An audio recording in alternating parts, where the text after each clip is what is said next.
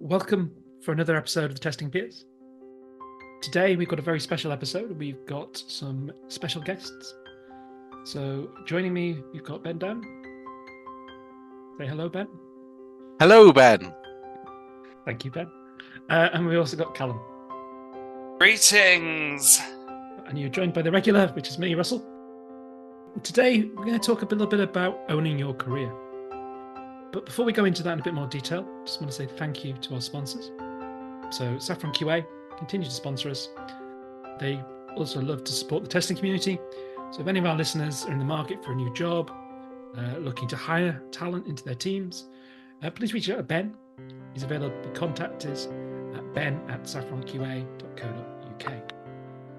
So as tradition normally unfolds, we go into our banter section. So Callum, what banter have you for us today? Yes, the predefined banter section, which is very exciting. In honor of the full snack question, of course, I have to ask the question, what is the greatest snack? Ooh. Okay, so I'm going to take this one. And first of all, the greatest snack has to be both sweet and salty. So, Which limits to popcorn then. I will take your popcorn and I will raise you pretzel flips. So, pretzel flips are also, I don't know if you've ever seen what a pretzel flip is, but Nope. effectively it is a hard, salty pretzel dipped in chocolate. And they come in a number of different varieties and they're very good. Surely, like snackage and what the greatest snack would be is contextual. Because like, if you're like just mindlessly watching something, you need texture and, you know, maybe crunch or so on. And if you are, but you might have cravings. So if you've been drinking, I note, you know, beer, you beer people, I, for one, would have a fruity, delicious cocktail. But if you're drinking, you obviously you're going to crave salt. So contextual snackage, I'm assuming. Yeah, like most things, I guess, in this podcast, it does depend. It's context. It's got to be one of our slogans, that. Snack-wise, for me, it is an interesting one because I came up with different things. Like nachos was one. Wait, is nachos a snack? Because is nachos as a starter? That's not a snack. They're not starters, not snacks. So, Whoa! This is like, is it a sandwich? Are starters snacks? Okay, like, so it's not a full meal, is it? What's not a full meal? Anyway, go on, Ben.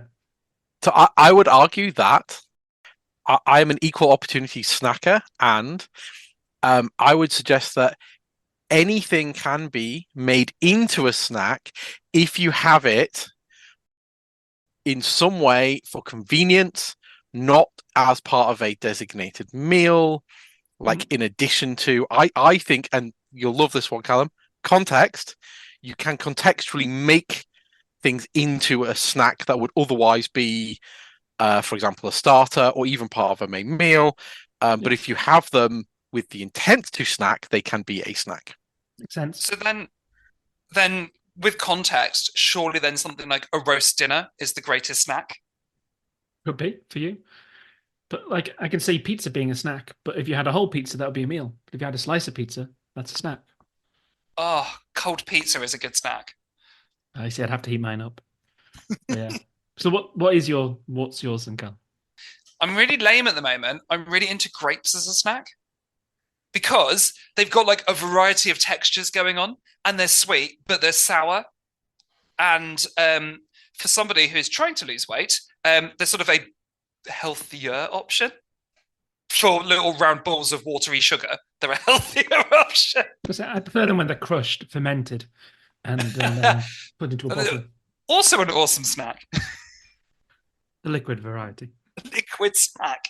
So yeah, grapes. I was going to be like some sort of chocolate, like Toblerone, but no, grapes. Okay. Again, depends on your mood, doesn't it? Mm. Okay, then. So let's move on to owning your career. I'm going to guess that we've all owned our career at parts of our lives. So I guess, do you want to start with a little story? Does anyone want to tell us a little bit how they've owned their career, maybe? So for me, it's going to sound like the worst thing in the world, but like very much like self-made in that respect. So I started my career as an apprentice.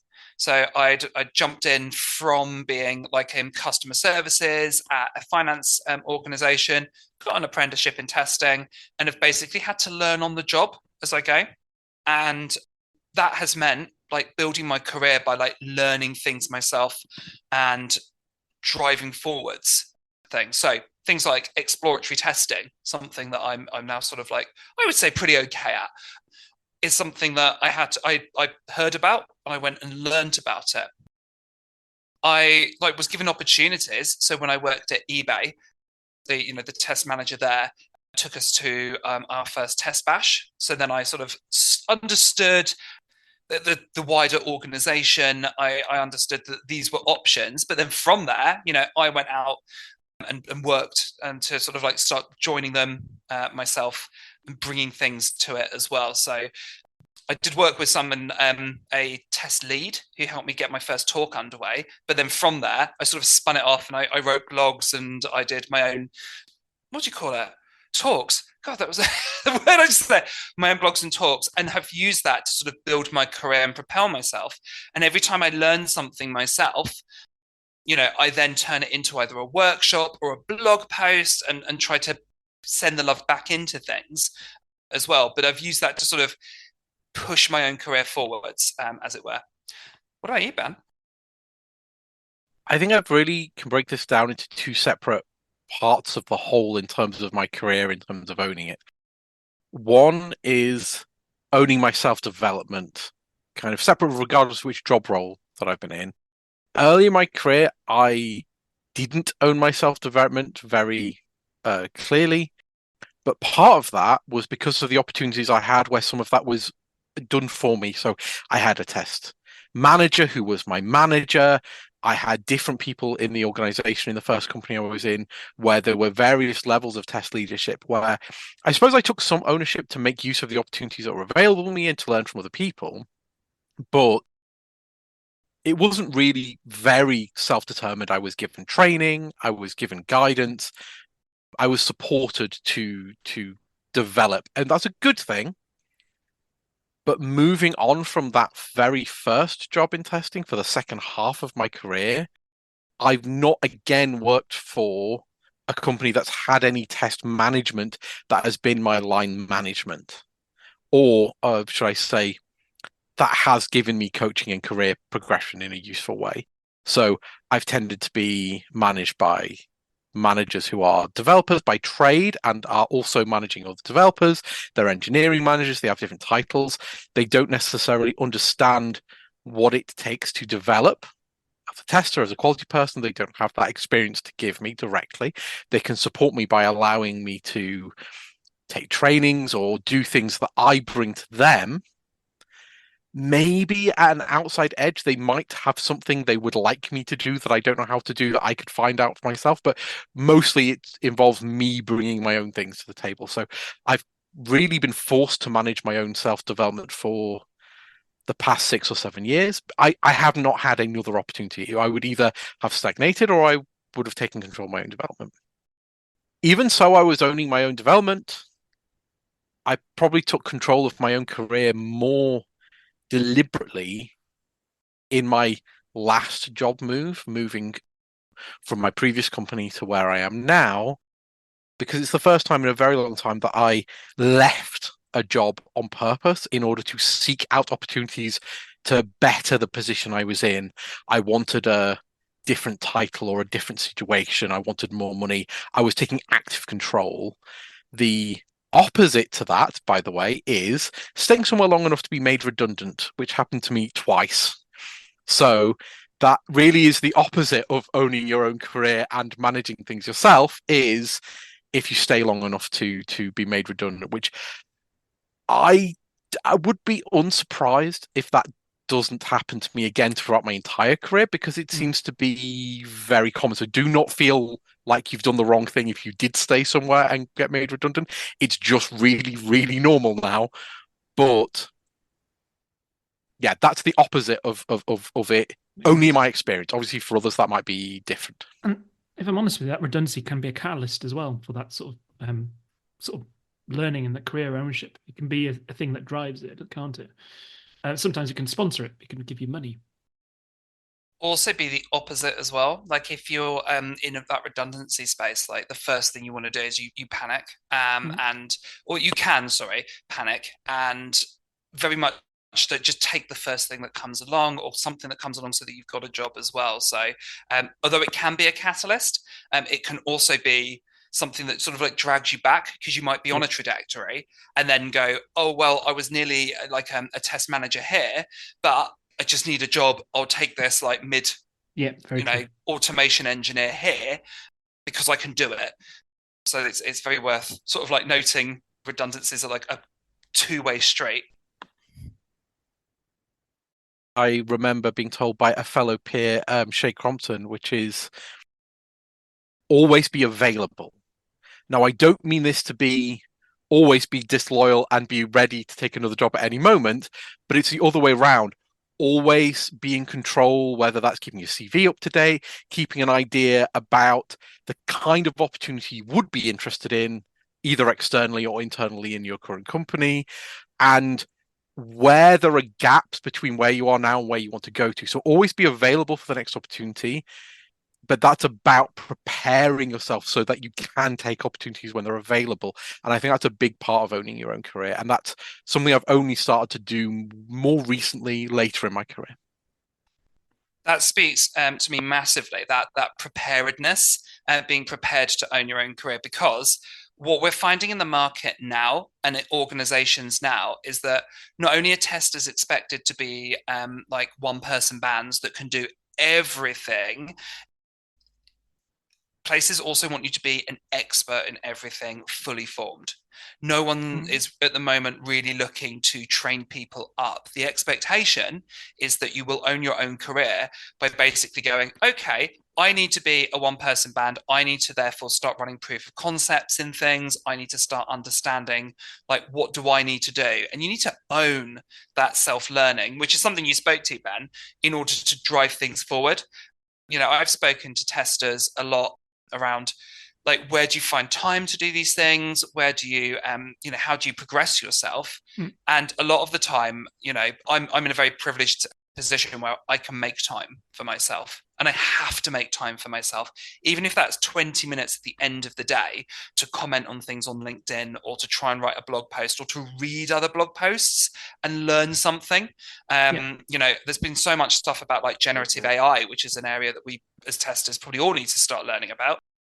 Like, but no one's going to teach you that. You've got to go out there and find the information, consume it as well. And the ability to do that, even if you haven't done a lot of learning in that way, and you've got tangible outcomes that came from it, if you can show that you do that kind of thing, it's going to make you really employable and really give you that control over your career as well.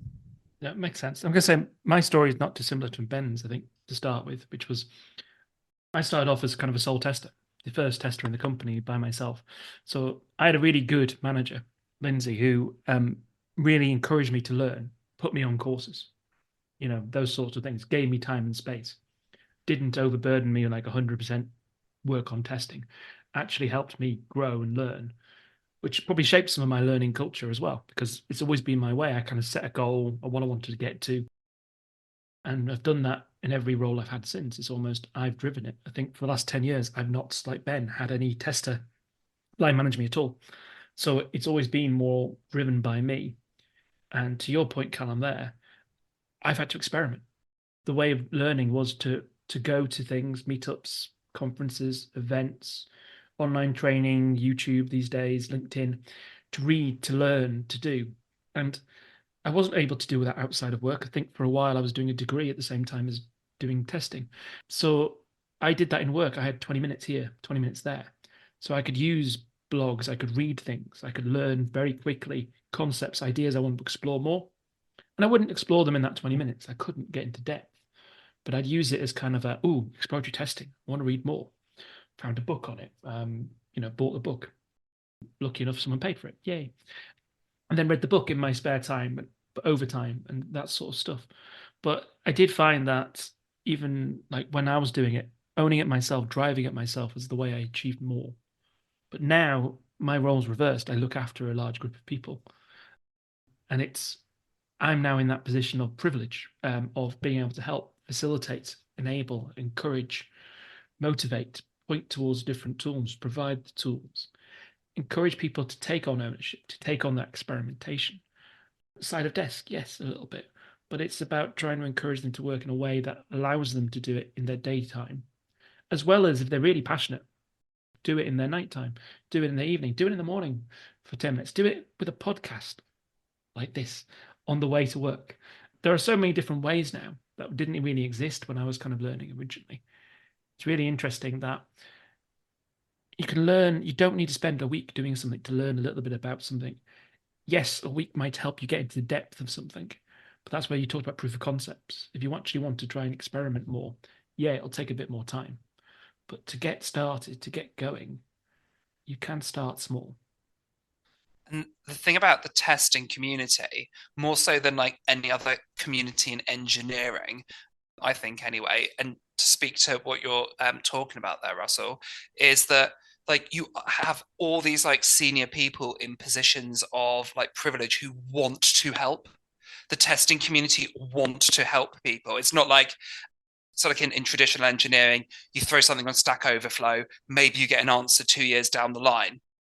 Whereas testers, I think, like if you put something out there, testers will come and help, or point you at something, or point you at a video, or drag you into a conversation.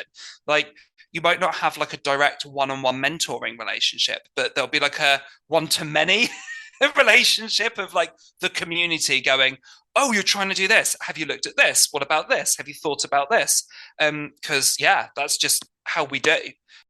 Yeah, I can really relate to that. And I think one thing that I have embraced is kind of trying to develop in public for two reasons. One, because I like to get help and input from other people, wherever they are in their place, them giving, like sharing their context with me, sharing their experience with me, challenging me and saying, why are you doing it that way? I find very useful to help me develop. And I hope to encourage other people to think about things and to engage with certain material in different ways. That kind of doing things in public really leads me to there was a point I was trying to make, which is just because you own your own career and you own your own career development and you own your own which job you're in now and which job you're intending to move to next, internally, externally, whatever else, that doesn't mean you can't ask for help. And that help can come from someone you're working with. It can come from a line manager or some kind of formal structure, but 100% it can come from the community. And I've had a huge amount of help from various of the existing peers, but also various people across the testing community. Just a 10-minute conversation or the right comment in a LinkedIn post can sometimes give you exactly what you need to think about something differently. So use the communities internal to your job, but also external. And if you are trying to make those decisions, like what do I do next? Finding someone you can throw those ideas at so they can reflect that back to you can be really useful.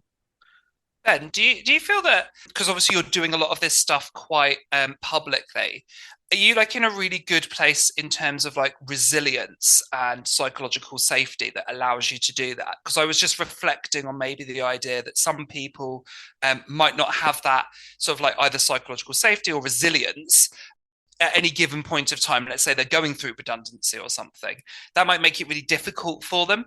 So I just wondered if that resonated with you or where you're at with that. Yeah, that's a great question. And I would say, yes, I feel like I am in a position right now where I'm feeling a degree of safety and resilience. And I would say it doesn't even have to be other people. Myself at different points during my career and during my jobfulness, I have been less safe and more vulnerable and not engaged in the same way. And also, the journey that I'm on at the moment to try and develop myself in public, to build my public persona, to network with people in the community is a deliberate part of me trying to build my resilience so that at such a point as I ever need to make a new journey, whether I'm pushed, whether I jump anytime in the future. I'm not looking to go anywhere at the moment. I'm just going to make that really clear. But if I ever need that, and I have been made redundant twice before at different companies, so I know that can happen, I like to think I'm putting myself in a better position. I'm investing in my resilience because I have definitely found jobs before, including the one I'm in, through help from the community. Doesn't mean I haven't had to go and get the job, but the fact that I knew it existed, I can owe to people pointing these things out to me having conversations, to me being suggested or recommendations. So it doesn't get you the job, but it sure gets you the first conversation, which gives you opportunities in a way that isn't always obvious if you're just saying, oh, where is the jobs market? Yeah, there are jobs boards. Yeah, people are posting things on LinkedIn.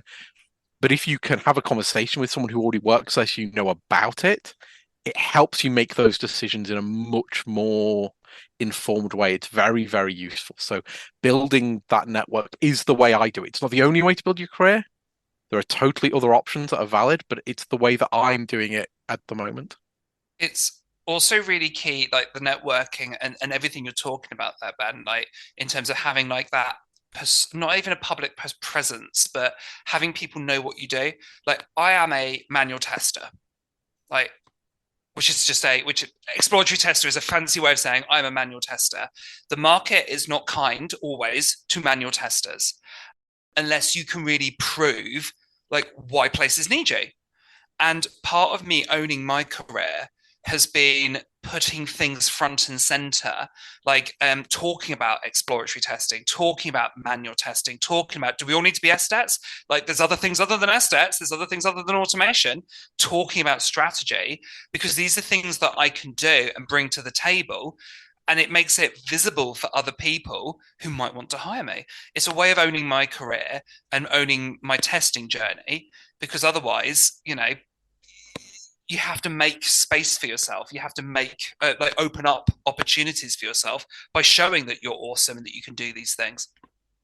So let me get to some questions. Let's see if we can open up a slightly different line of thinking here. Do either of you have a situation that you'd like to share about a time when you've met a challenge with owning your own career? You've had a challenge in your career where something hasn't gone the way you wanted and where things, I don't know, maybe people who are listening also want to hear a little bit about when it went wrong. Oh, I can give you when I went wrong. That's easy. So I remember COVID. Do you remember that? I was changing jobs at the start of COVID. Literally, my last day was the day of I think the week of lockdown. So you can imagine what happened to the job offer I had when lockdown happened. My job offer went away, and I didn't have a job. So, kind of a choice of mine to leave, but the old company wouldn't take me back. The new company wouldn't take me. So, in a hole, what do you do? Right? Job market collapse. About as bad as it gets, I think, personally. But so what I did was, well, I had no work to do. So actually, I would apply for lots of jobs, but I also had training, learning. So to my attitude to this was, well, actually, this is an ideal opportunity to brush up on some of the things that I wanted to learn to do, to get more. I think I did a CS50 course from Harvard and things like that because I wanted to learn more of the computer science. I'd learned programming bits and bobs here and there, but I never actually learned behind the scenes. So actually, I put time aside and started doing that training every day, putting time aside to do job hunting, but used it as an opportunity to learn and knowing that those skills would help me in the long run. Now, it didn't help me in the end because one of the companies that was going to take me on actually did come back in the end once things had settled down and say, actually, we'll take you on. But that was about 6 weeks, 4 weeks later sort of thing. So I was in this void for that period. But in that time, I brushed up a lot of the skills and it helped me a little bit think about what I actually cared about, what job I wanted to do and things like that. So it gave me a chance to explore some tools I hadn't used before, do some things, get a bit more hands-on. Because I hadn't been hands-on testing for years, in all honesty. So I took it as a great advantage to kind of adapt, to retrain myself a little bit. And that was hard. Focusing was hard. But I think ultimately it's valuable. It gave me more knowledge. I learned a lot more. I'm able to articulate myself in the engineering space far better because of that. I've got two that are sort of equal but opposite. the first, I've been in companies, I've been in organizations where I had considered myself to be like, I've been here long enough, I am owed or I deserve a promotion. Early in my career, it's been in that sort of like that frustration place of being like, why don't I have this promotion? And it took me a while, and it took me talking to like different leads, different managers or heads of QA or whoever to go, well, the organization isn't just going to give you that. You have to prove that you can do these things. And that did require me to sort of like actually evidence out some of this stuff and then look at my shortfalls, look at where like I wasn't showing things, and try and drive forward a little bit more in those areas. So there was kind of this assumption that I have been doing this for X number of years, therefore I am awesome and should get a promotion. Well, it actually transpired that, you know, you could spend X number of years just running manual scripts. It's not like you suddenly like gained loads more skills. You've just done the same thing over and over again. What additional have you done to prove things? And I think a lot of it's to do with like proving out your levels of influence, working at wider and wider influences. But I'll probably come back to that point later. Equal and opposite to that has been the times when I've chased a promotion or I've chased a title, thinking, oh yeah, like I want to progress in my career. And like occasionally you get to a point of being like, ooh, I'm not in a good place for this, or the role itself is very different, or the types of influence you have to have is very different. Case in point, as you progress as a tester, you move, as Russ was saying, further away from actually hands-on testing and more sometimes theoretical or hypothetical or unblocking. You don't have like a, I know what I'm doing this day, I'm not working in a team. And it can be quite isolating. And sometimes you think, is this what I want? Like, I've liked working in a team. Do I want to be working at an organizational level, screaming into the void of going, hey, you know, standards, let's put those in place, and bringing people on that journey? It's a really different skill set.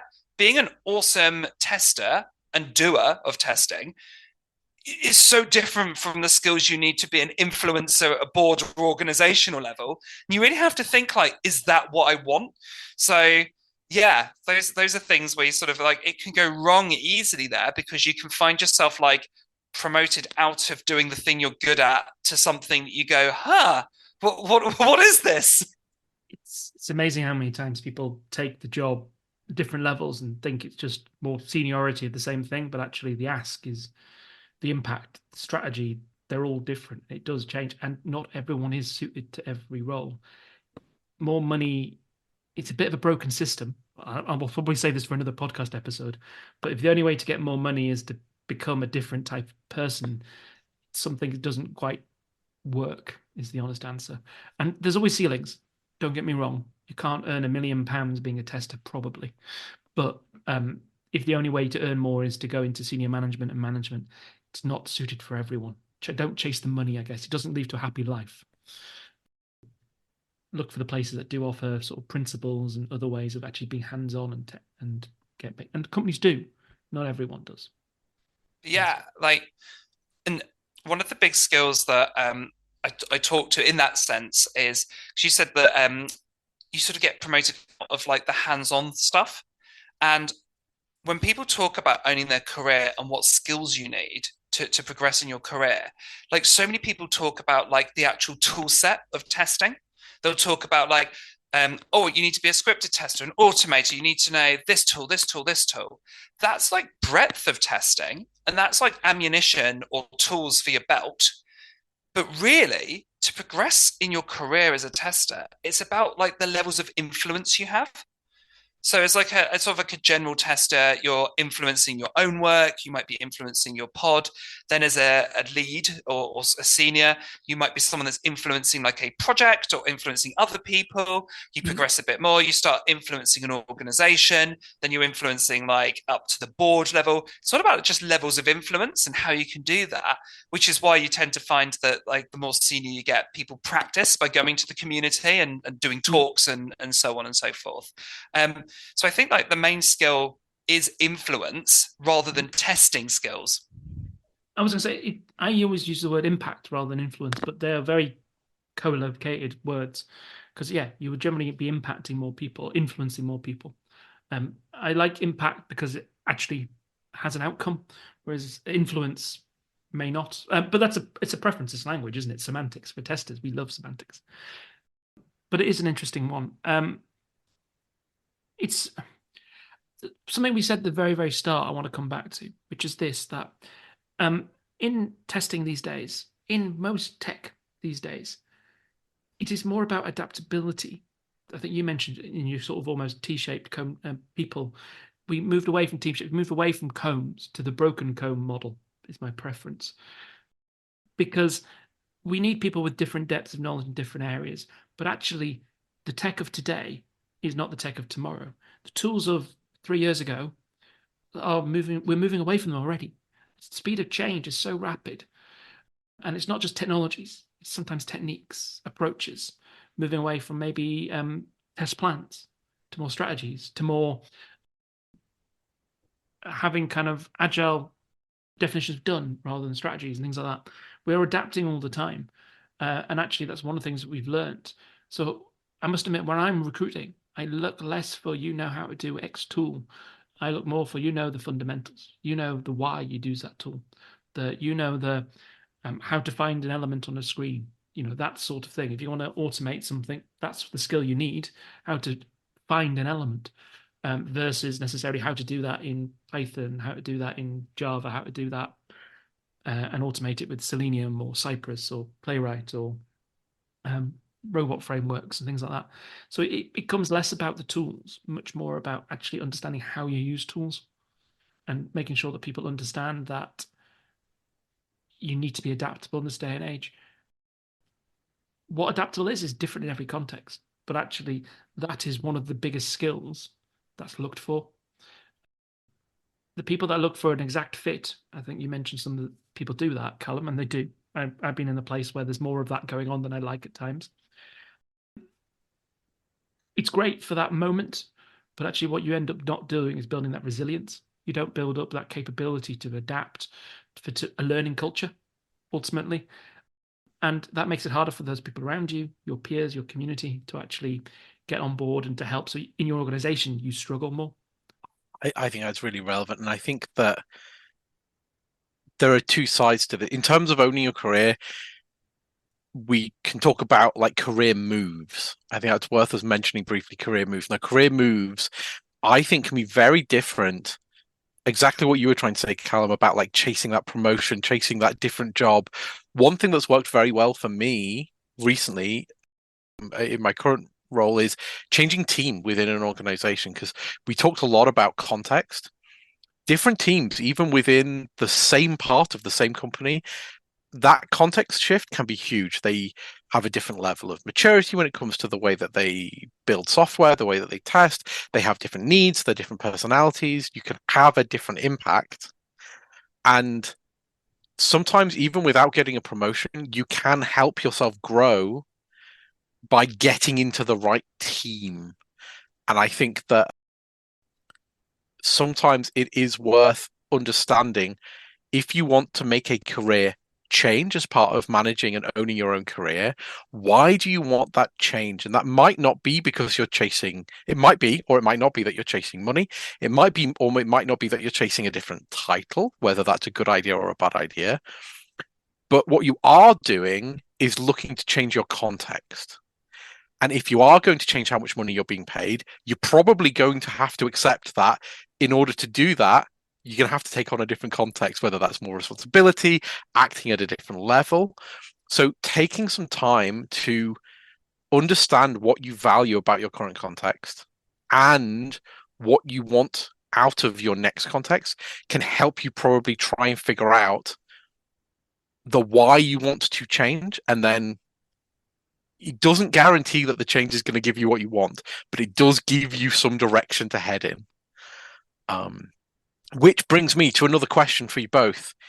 If you had a piece of advice about owning your own career you would like to give to someone else, or that you would have liked to have had but didn't have earlier in your career, what would it be? I can give you a profound one. At least I think it's profound. You can judge me actually for saying that. I bigged it up now. Which is, it's a simple statement. You've got to choose. You own your own career or you don't. It's a choice. It's not something you have to do or not have to do. But people that own it, I believe, will be much more successful. And that success may be happier.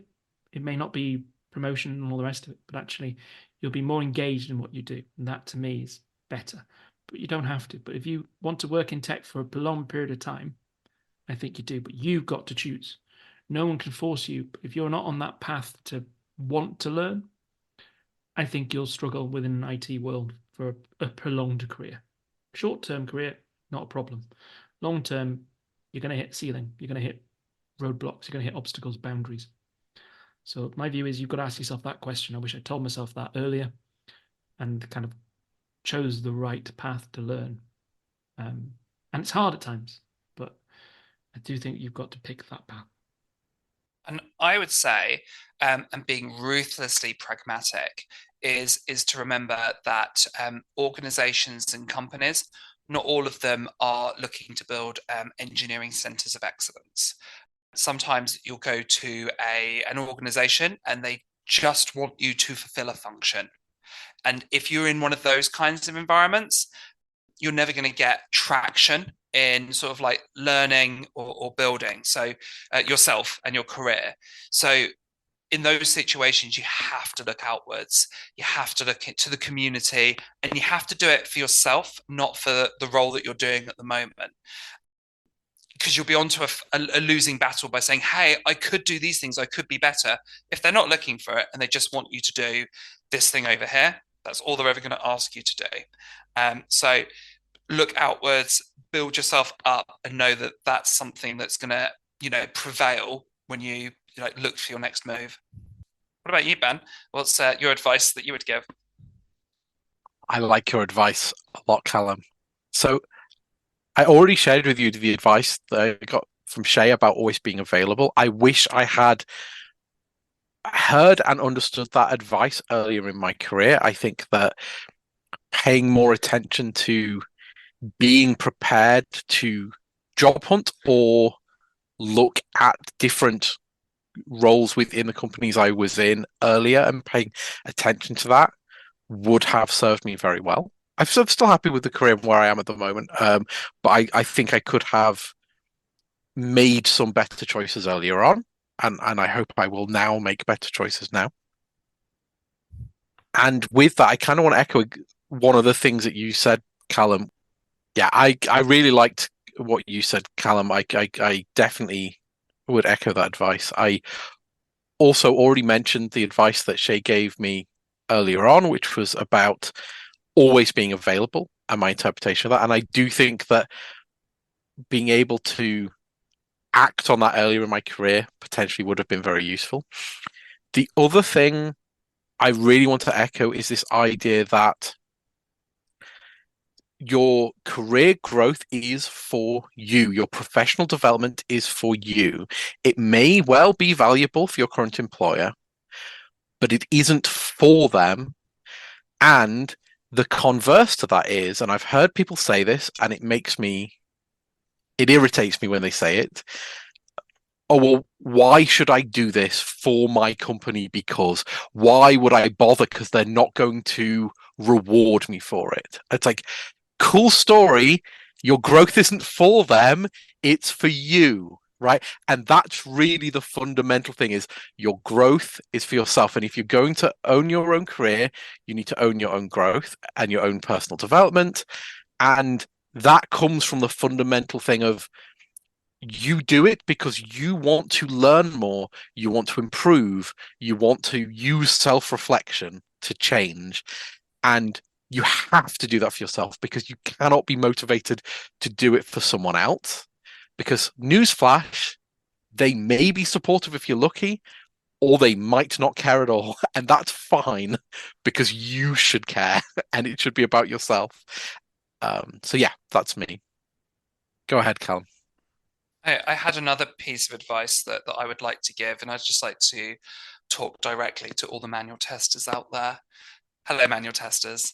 I'd just like to tell you all and remind you all that owning your own career does not mean that you have to go off and become an automator. It does not mean that. What it does mean is that you do need to be technical. And we're all going to say, but testing is a technical skill anyway. Yes, and we still have to become engineering level technical. We can't just wait for people to tell us what to test and tick them off.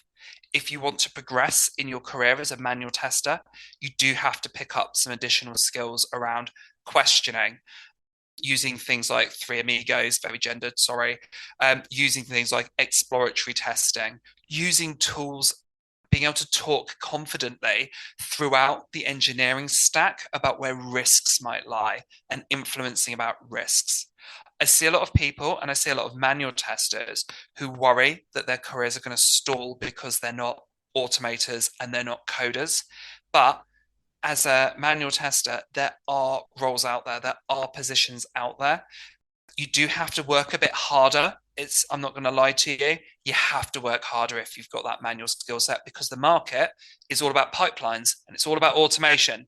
But you have to find those roles and positions for yourself. But it does mean being able to, talk about engineering a lot more. So I just wanted to sort of tell people, we're talking a lot about owning your career, building skills and that. It's not about becoming a different thing. And I think that's what Russell was saying. You don't have to become a different thing. Well, sometimes you do have to become a different thing, I think you said. You've got to choose. I think it's the point. Yeah. But there's not it's not like you have to become something completely different. You can still find jobs in that sort of manual space, but understand and know that you're choosing that, and it is harder, much harder, unfortunately. I just like to pick up on something you both said about making a choice. And I find it really hard to make choices. And I work with people who often find it very hard to make choices. And I'm going to give you and everyone listening the same advice I try and give myself and to my team. And that is, find safe ways to experiment. The best way to make a good choice is to set yourself up to be allowed to fail and try things out and learn, not fail in a bad way, but you have to try things and learn. And maybe you learn that the choice you made is not what you want. And then you have to make another choice, and that has to be okay. And that doesn't mean you have to change job every 5 minutes, because that is going to be risky for all sorts of reasons. But yeah, find ways to experiment. So I just want to back onto what you're just saying there, which is learn fast. I hate the term fail fast personally. It's all about learning. Failure is the method for that learning. But you might not fail. You might succeed. So it doesn't matter if you fail or succeed. It's about that learning and learning as fast as you can. What works, what doesn't work. But it is really important. The same goes for your career. I'm going to hit you with a Star Wars quote now then. Take your career into your own hands. Do or do not. There is no try. And on that bombshell, thank you for listening to us. Once again, thank you to our sponsors, Saffron QA. We will be back, I'm sure, shortly, in not too distant future. Look out for another episode. But thank you, Callum. Thank you, Ben, for joining us. It's been a special trio today. Not quite the Three Amigos. Not just quite. the three. The three. For now, it's goodbye from the testing peers. Farewell, brave adventurers.